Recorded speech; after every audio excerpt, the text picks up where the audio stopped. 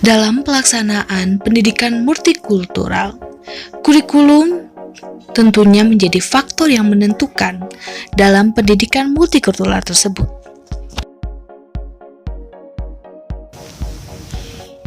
Setiap negara, termasuk Indonesia, mempunyai permasalahan unik yang berbeda-beda.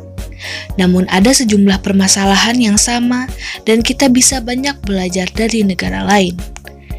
Salah satunya Amerika Serikat yang sudah lama mendalami dan mengembangkannya. Seperti halnya besi yang terus-menerus dibentuk agar mencapai bentuk yang diinginkan, begitu pula dengan kurikulum yang terus-menerus dirumuskan agar dapat sesuai dengan pengintegrasian pendidikan multikultural.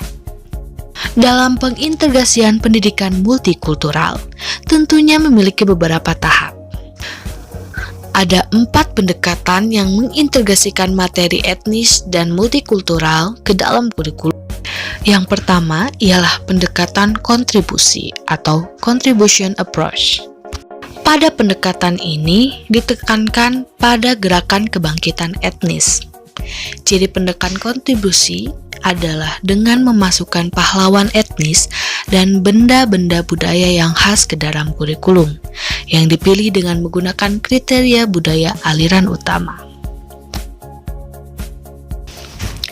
Kisah keberhasilan dari sejarah seperti Booker T. Washington, George Washington Carver, dan Jackie Robinson menjadi salah satu contoh yang diceritakan dengan fokus pada kesuksesan. Dan pendekatan yang kedua adalah pendekatan adiktif atau additive approach. Tahap kedua, pendekatan penting lain terhadap integrasi materi etnis terhadap kurikulum adalah penambahan materi, konsep, tema, dan perspektif terhadap kurikulum tanpa mengubah struktur, tujuan, atau karakteristik dasarnya.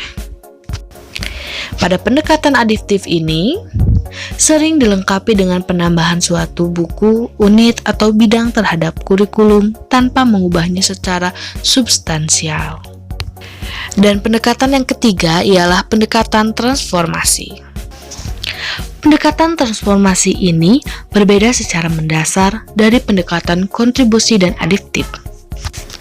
Jika pada kedua pendekatan sebelumnya, materi etnis ditambahkan pada kurikulum inti aliran utama tanpa mengubah asumsi dasar, sifat, dan strukturnya, dalam pendekatan transformasi ini ada perubahan dalam tujuan, struktur, dan perspektif fundamental dari kurikulum.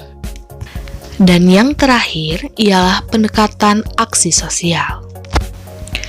Pendekatan aksi sosial mencakup semua elemen dari pendekatan transformasi, namun menambahkan komponen yang mempersyaratkan siswa membuat keputusan dan melakukan aksi yang berkaitan dengan konsep, isu, atau masalah yang dipelajari dalam unit. Tujuan utama dari pengajaran dalam pendekatan ini adalah mendidik siswa untuk melakukan kritik sosial dan perubahan sosial, serta mengajari mereka keterampilan pembuatan keputusan.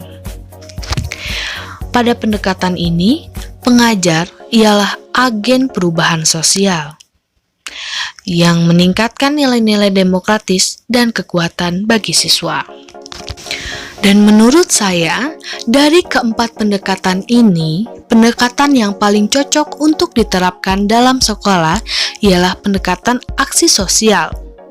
Karena tujuan utama dari pendekatan aksi sosial adalah untuk membantu siswa memperoleh pengetahuan, nilai, dan keterampilan yang mereka butuhkan untuk berpartisipasi dalam perubahan sosial.